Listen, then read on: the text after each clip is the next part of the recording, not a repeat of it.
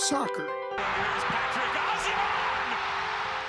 Football. Being chased down, and it's a ball who tucks it away! A global game that has found a home in the Carolinas. Vamos, Colombia!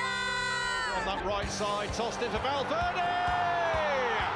But it took some time. Nearly 40 years after its modern creation, a newspaper in New Bern, North Carolina, first publicly acknowledged the sport on November 11, 1901.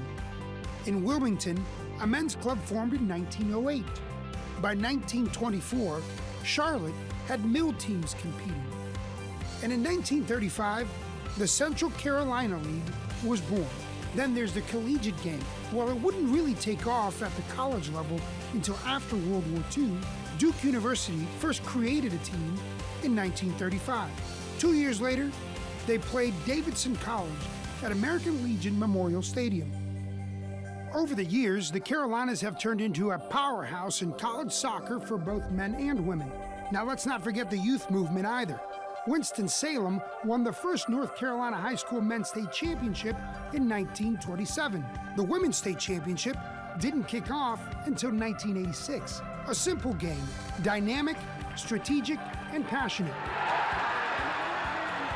Born more than 150 years ago, now taking off in the Queen City and transforming it into a global soccer destination, with much more still to come.